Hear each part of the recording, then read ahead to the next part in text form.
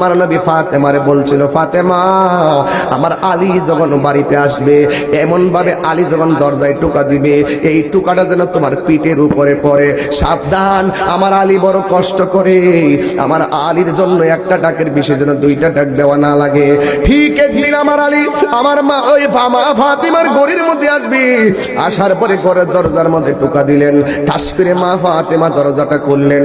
আলী রাদিয়াল্লাহু তাআলা আনহু বলে, এত গভীর রজনী আমি তোমার ডাক দিলাম, মনে হয় যেন তুমি দরজা খুললা দাঁড়ায় রইছো। কয় না না, আমার নবী আপনার নবী বলছে আপনার টোকাটা যেন আমার পিঠের উপরে পড়ে, এই জন্য কখন আপনি আসবেন আমি দরজার মধ্যে পিঠটা দিয়ে দাঁড়ায় রইছি আপনার জন্য, দরজাটাই আমি খুইলা দেওয়ার জন্য।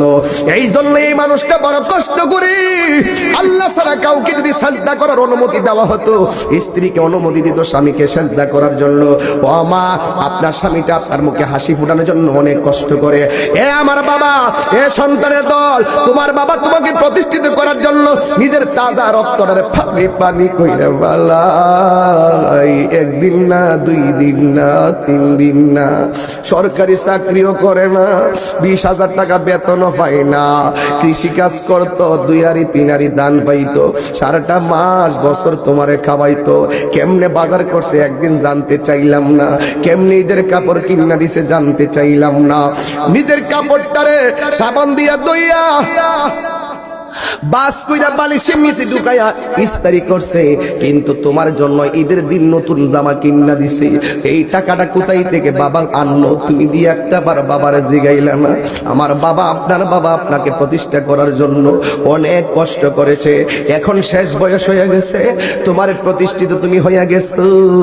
তুমি প্রতিষ্ঠিত হওয়ার পরে তোমার বাবা এখন আর আগের মতো লড়তে পারে না, বস্তা মাথায় তুলতে পারে না, আগের মতো হাঁটতে পারে না, হাঁটু ব্যথা করে, কোমর ব্যথা করে, পিঠ ব্যথা করে, ঘরের মধ্যে। এখন একটা ইন্টারভিউ নেব, যে পারবো হ্যাঁ 500 টাকা দিবে,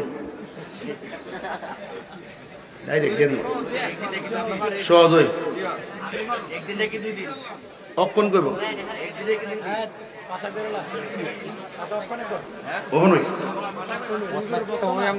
না, পরটিয়া ঘুরে গেলে দেশের সামনে নির্বাচন না, কোন সময় যে কোন বিপদে হয়ে ওয়াজ মাহফিল কইরা যে রওনা দিব, বিপদে বলে টিয়া তো ছুটাই দিব। বন্ধু বান্ধব ফালায়া লাতু হইয়া শুয়া থাকে, তোমার বাবা আগের মতো লড়তে পারে না।